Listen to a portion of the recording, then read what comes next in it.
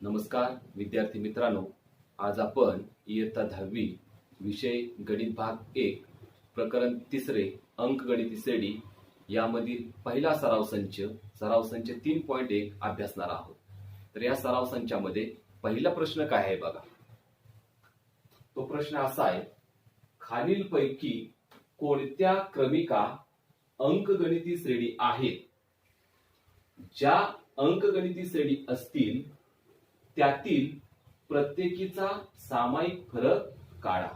म्हणजे या प्रश्नामध्ये आपल्याला काय करायचं आहे, तर पहिल्यांदा ओळखायचं आहे की तुम्हाला ज्या क्रमिका दिलेल्या आहेत त्यापैकी कोणती क्रमिका अंकगणिती श्रेणी आहे, आणि त्याच्यानंतर तुम्हाला पुढच्या प्रश्नाचं उत्तर द्यायचं आहे की त्या प्रत्येक अंकगणिती श्रेणीचा सामायिक फरक आपल्याला काढायचा आहे. चला पहिलं उदाहरण आपलं काय आहे बघूया.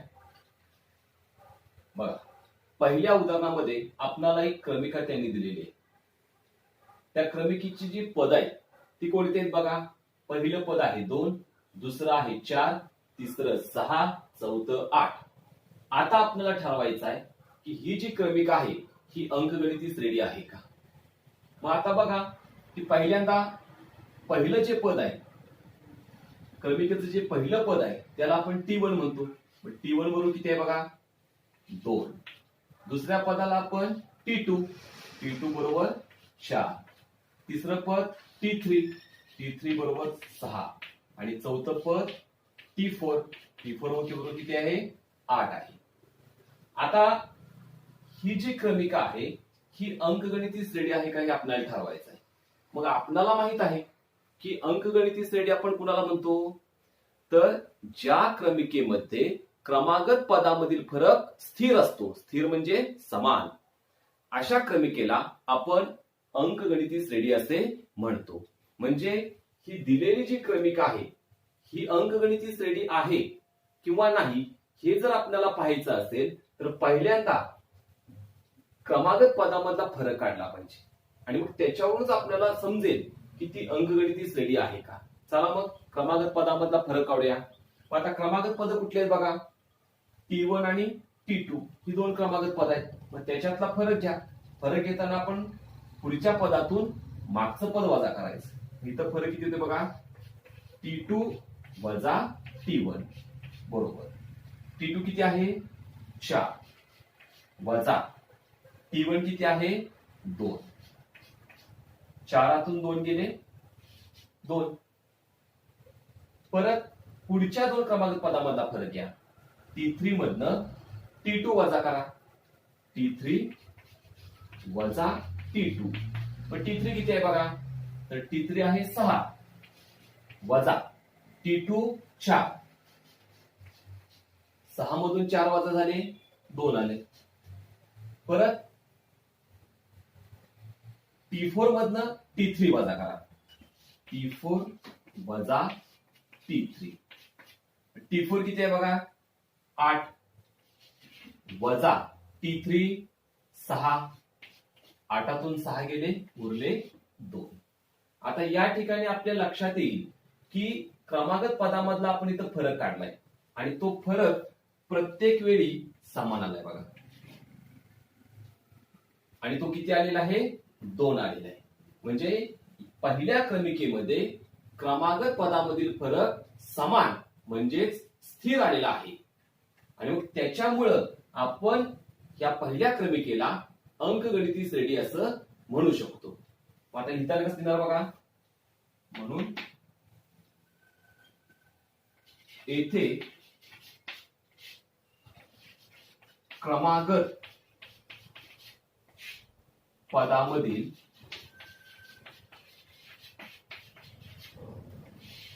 फरक स्थिर आहे. किती आहे तो, व तो D बरोबर 2 आहे. म्हणून दिलेली क्रमिका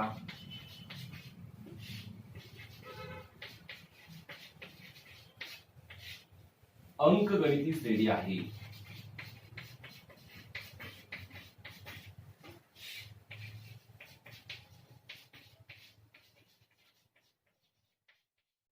आता दुसरं उदाहरण काय आहे बघा. दुसऱ्या उदाहरणामध्ये दुसऱ्या क्रमिकेमध्ये पद आहेत 2, 502, 3, 702. आता ही क्रमिका अंकगणिती श्रेणी आहे का ते पडताळूया. मग आता पहिल्यांदा पद मांडून घेऊया. T1 बरोबर 2, दुसरं पद T2 बरोबर 502, तिसरं पद T3 बरोबर 3, चौथं पद T4 बरोबर 702. आता क्रमागत पदामधला फरक काढूया. T2 मधून T1 वजा करूया. T2 वजा T1. T2 आहे 502 वजा T1 आहे 2. आता या दोन संख्यांची आपल्याला वजाबाकी करायची. पण इथं 5 चा छेद आहे 2 आणि ह्या 2 ला इथं छेदच दिलेला नाही म्हणजे आहे 1. मग या दोन संख्यांची वजाबाकी आपण तेव्हाच करू शकतो जेव्हा याचा छेद समान असेल. मग पहिल्यांदा छेद समान करून घेऊया. त्याच्यासाठी आपण तिरकस गुणाकार करायचा. म्हणजे दुसऱ्याच्या छेदानं पहिल्याच्या अंशाला गुणायचं आणि पहिल्या संख्येच्या छेदानं दुसऱ्या संख्येच्या अंशाला गुणायचं. चला मग गुणून घेऊया. 1 न 5 ला गुणाकाराला 5, मधलं चिन्ह वजा आहे तसं. ह्या 2 न जाऊन ह्या अंशाला गुणा, 2 दुनी 4 आणि छेदामध्ये छेदाछेदांचा गुणाकार 2 गुणिले 1 2. बघा 5 मधून 4 गेला 1, छेदामध्ये राहिलाय 2 म्हणजे वजाबाकी आली 1/2. आता T3 मधनं T2 वजा करूया. T3 वजा T2. T3 किती आहे बघा 3 वजा T2 502. इथं 3 ला छेद नाही म्हणजे 1. इथंही छेद समान करून घ्यायचा. तिरकस गुणाकार. दुसऱ्या संख्येच्या छेदानं पहिल्या संख्येच्या अंशाला आणि पहिल्या संख्येच्या छेदानं दुसऱ्या संख्येच्या अंशाला गुणायचं. गुणा 2 न 3 ला गुणाकार येणार 6, मधलं चिन्ह वजा. 1 न 5 ला गुणाकार 5 आणि छेदामध्ये छेदाछेदांचा गुणाकार 1 गुणिले 2 2. 6 मधून 5 गेले 1, इथे छेदामध्ये राहिले 2. परत T4 मधून T3 वजा करा. T4 किती आहे 702.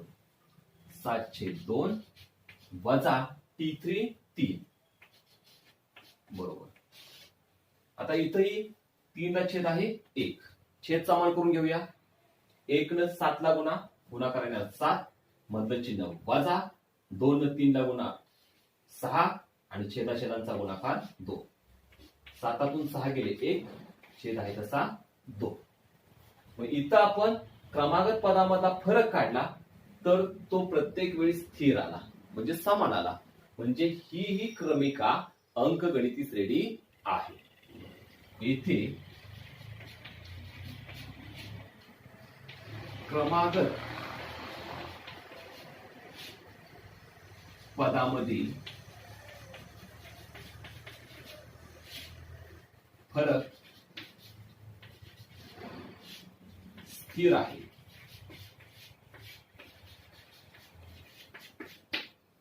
व तो b बरोबर 1/2. म्हणून दिलेली क्रमिका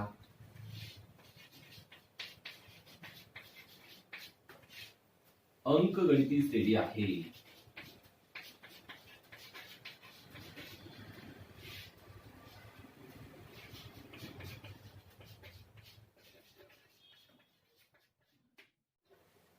आता तिसरं उदाहरण काय बघा. तिसऱ्या उदाहरणामध्ये पद आहेत -10, -6, -2, 2 ... आता ही क्रमिका अंकगणिती श्रेणी आहे का बघूया. पहिल्यांदा त्याची पद मांडूया. T1 बरोबर -10, T2 बरोबर -6, T3 बरोबर -2 आणि T4 बरोबर 2. क्रमागत पदामधला फरक घेऊया. T2 न T1 वजा करा. T2 वजा T1 बरोबर. T2 आहे -6, T2 ऋण 6 वजा T1 ची किंमत लिहा. T1 आहे ऋण 10. ऋण 10 बरोबर. हे ऋण 6 आहे तसं. आता हा कंस काढूया. कंसाच्या बाहेर ऋण चिन्ह आहे, त्यामुळे कंस काढल्यानंतर आतल्या संख्येचं चिन्ह बदलणार. ह्या ऋण चिन्हामुळे ह्या संख्येचं धन चिन्ह होणार. धन 10. आता इथं ऋण 6 धन 10 चिन्ह भिन्न आहे, वजाबाकी होणार. मोठ्या संख्येतून लहान संख्या वजा करा, आलेल्या वजाबाकीला मोठ्या संख्येचं चिन्ह द्या. 10 तून 6 गेले 4. पुढे आता T3 मधनं T2 वजा करा. T3 वजा T2 बरोबर. T3 आहे ऋण 2 वजा T2 ची किंमत भरा ऋण 6 वजा 6 बरोबर. ऋण 2 कंस काढा अधिक 6 बरोबर होणार. येणार वजाबाकी ही 4. परत T4 मधून T3 वजा करा. T4 वजा T3 बरोबर. T4 किती आहे 2 वजा T3 किती आहे ऋण 2 कंस काढा 2 वजा वजामुळे आतल्या संख्येचं चिन्ह बदलणार अधिक 2 अधिक 2 बरोबर आलं 4. इथं क्रमागत पदामधला फरक किती आला 4 आला. तोही समान आला. याचा अर्थ ही तिसरी जी क्रमिका आहे ही सुद्धा अंकगणिती श्रेणी आहे. उत्तर लिहिताना कसं लिहिणार.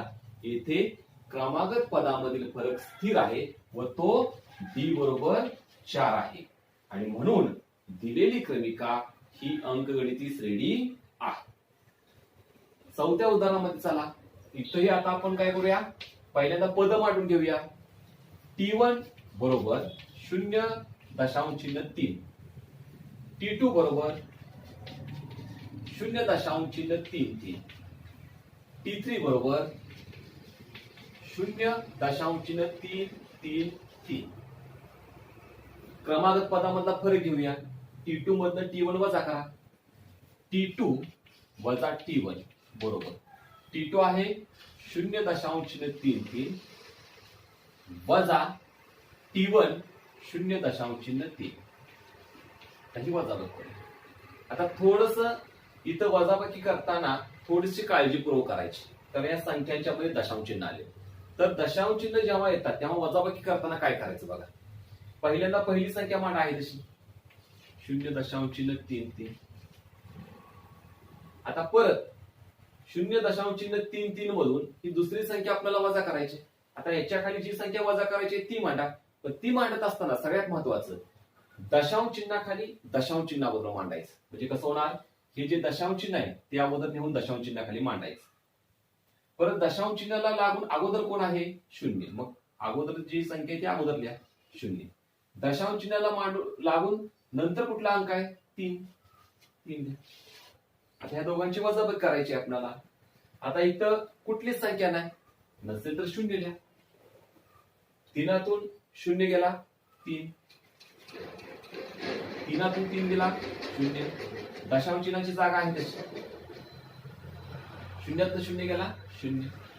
म्हणजे ही वजाबाकी आली 0.03. आता परत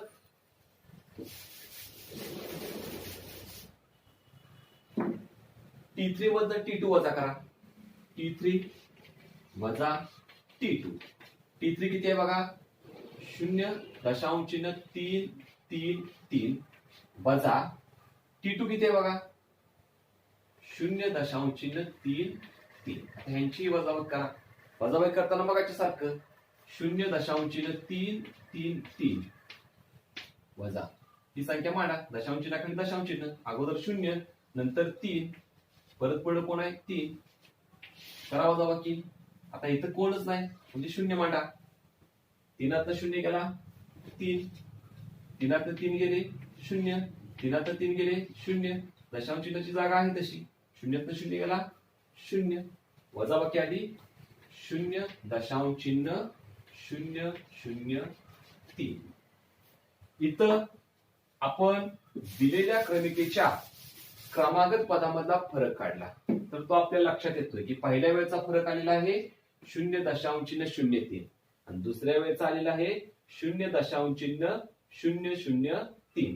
याच्यावरून लक्षात येतंय की फरक सारखा आलेला नाही, म्हणून ही दिलेली जी क्रमिका आहे ही अंकगणिती श्रेणी नाही. उत्तर लिहिताना खाली लिहायचं, येथे क्रमागत पदामधील फरक स्थिर नाही, म्हणून दिलेली क्रमिका अंकगणिती श्रेणी नाही.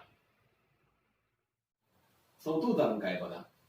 चौथ्या उदाहरणामध्ये संख्या आहेत 0, ऋण 4, ऋण 8, ऋण 12. आता बघा पद मांडून घेऊया.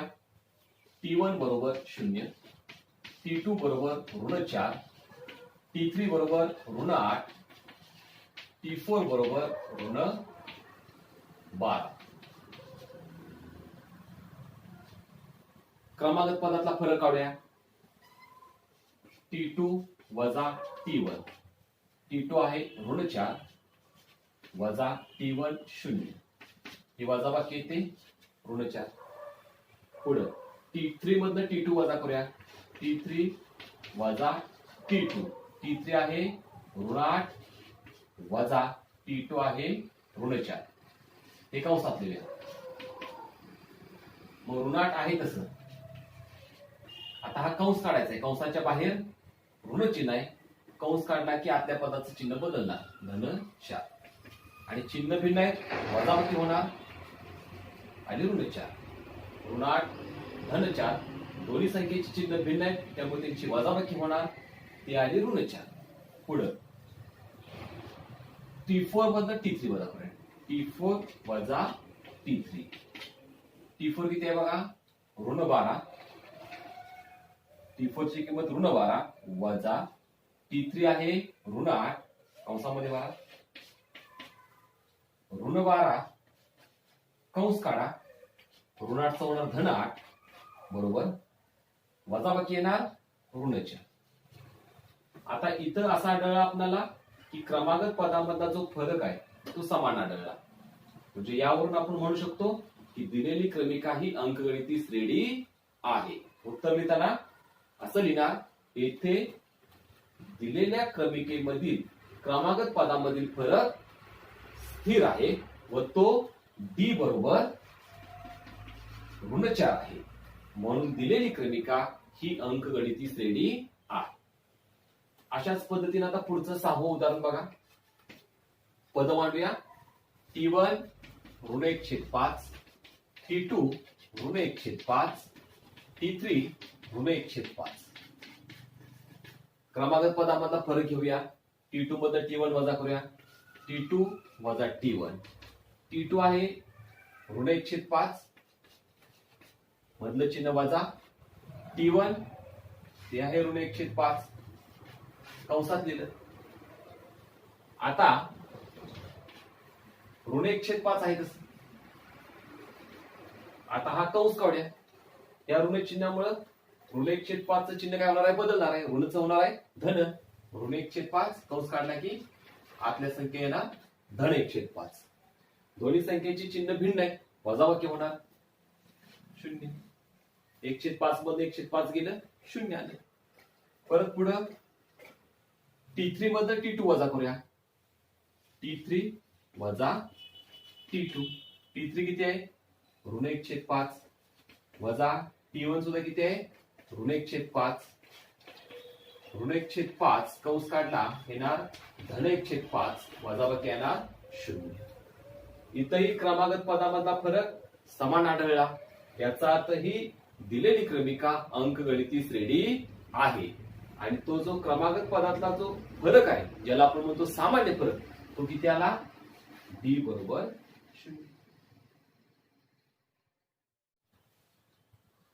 7व्या उदाहरणामध्ये बघा. आता T1 बरोबर 3, T2 बरोबर 3 अधिक वर्गमूळ चिन्हात 2, T3 बरोबर 3 अधिक 2 वर्गमूळ चिन्हात 2 आणि T4 बरोबर 3 अधिक 3 वर्गमूळ चिन्हात 2.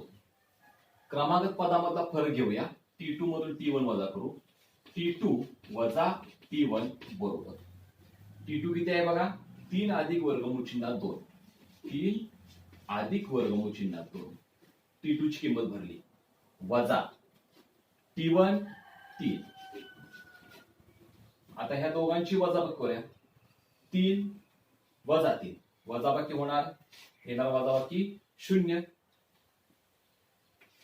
राहिले किती फक्त वर्गमूळ चिन्हात 2 म्हणजे T2 न T1 वजा केलं आणि वजाबाकी वर्गमूळ चिन्हामध्ये 2 आता परत T3 मधनं T2 वजा करूया T3 वजा T2 T3 किती आहे बघा 3 अधिक 2 वर्गमूळ चिन्हात 2 अधिक 2 वर्गमूळ चिन्हात 2 वजा T2 किती आहे बघा 3 अधिक वर्गमूळ चिन्हात 2 म्हणजे ह्या T2 ची जी किंमत आहे त्याच्यामध्ये पण 2 पद आहेत आणि म्हणून हे कंसामध्ये लिहायचं कंसात 3 अधिक वर्गमूळ चिन्हात 2 बरोबर करा वजाबाकी हे आहे तसं 3 अधिक 2 वर्गमूळ चिन्हात 2 आता हा कंस काढा कंसाच्या बाहेर ऋण चिन्ह आहे त्याच्यामुळे कंसातल्या प्रत्येक पदाचं चिन्ह बदलला त्या 3चं चिन्ह होणार ऋण परत त्या वर्गमूळ चिन्हात 2चं पण चिन्ह होणार ऋण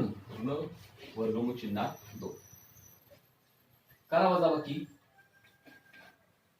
हे धन 3 आहे हे ऋण 3 आहे वजाबाकी येणार आहे 0 म्हणजे 3 ला 3 गेलं धन 2 वर्गमूळ चिन्हात 2 आणि ऋण वर्गमूळ चिन्हात 2 यांची वजाबाकी करा यांची चिन्ह भिन्न आहेत वजाबाकी होणार 2 वेळा वर्गमूळ चिन्हात 2 आहे आणि इथं एकदाच आहे म्हणजे 2 मधनं एकदा वर्गमूळ चिन्हात 2 गेलं मग राहिलं किती फक्त 1 वर्गमूळ चिन्हात 2 हे समोर 1 नाही लिहिलं तरी चालतं म्हणजे फक्त वर्गमूळ चिन्हामध्ये 2 परत T4 मधून T3 वजा करूया T4 वजा T3 T4 किती आहे बघा 3 अधिक 3 वर्गमूळ चिन्हात 2 वजा T3 आहे कंसात लिहा तिथेही 2 पद आहेत 3 अधिक 2 वर्गमूळ चिन्हात 2 खाली करतो आता हे 3 अधिक 3 वर्गमूळ चिन्हात 2 कंसाच्या बाहेर वजा चिन्ह आहे कंस काढा 3चं चिन्ह वजा होणार वजा 3 2 वर्गमूळ चिन्हात 2चं पण चिन्ह वजा होणार वजा 2 वर्गमूळ चिन्हात 2 आता जी सारखी पद आहेत त्यांची बेरीज किंवा वजाबाकी जे होतंय ते करायचं सारखी पद कुठले आहेत बघा हे 3 आणि हे 3 ह्या 3 ला चिन्ह धन आहे ह्या 3 ला चिन्ह ऋण आहे म्हणजे यांची काय होणार आहे वजाबाकी म्हणजे 3 ला 3 गेले परत ही 2 सारखी आहेत बघा कारण दोघांच्या मध्ये पण वर्गमूळ चिन्हात 2 आहे मग ह्यांना चिन्ह पण भिन्न आहे यांची वजाबाकी होणार इथे किती वेळा आहे वर्गमूळ चिन्हात 2 3 वेळा आणि इथे किती वेळा आहे 2 वेळा मग 3 वर्गमूळ चिन्हात 2 मधनं 2 वर्गमूळ चिन्हात 2 वजा करा 3तनं 2 गेलं उरला 1 आणि वर्गमूळ चिन्हात 2 आहे तसं म्हणजे इथं 1 वेळा वर्गमूळ चिन्हात 2 आलं हे 1 नाही तर चालतंय आता इथं याही उदाहरणामध्ये आपण क्रमांक पदामधला फरक काढला तर तो प्रत्येक वेळी किती आलाय बघा वर्गमूळ चिन्हात 2 वर्गमूळ चिन्हात 2 वर्गमूळ चिन्हात 2 म्हणजे ही दिलेली जी क्रमिक आहे ती आपली अंकगणिती श्रेणी आहे आणि जो सामान्य फरक आहे तो किती आला वर्गमूळ चिन्हात 2 आला 8व्या उदाहरणाकडे चला इथंही पद लिहूया T1 127 T2 132 T3 137 क्रमागत पदांची वजाबाकी T2 वजा T1 132 मधनं 127 वजा करा 5 T3 मधनं T2 वजा T3 वजा T2 137 वजा 132 किती आलं 5 आलं म्हणजे क्रमागत पदामधला जो फरक आहे तो स्थिर आला म्हणजे ही अंकगणिती श्रेणी आहे येथे क्रमागत पदामधील फरक स्थिर आहे व तो D बरोबर 5 म्हणून दिलेली क्रमिका अंकगणिती श्रेणी आहे.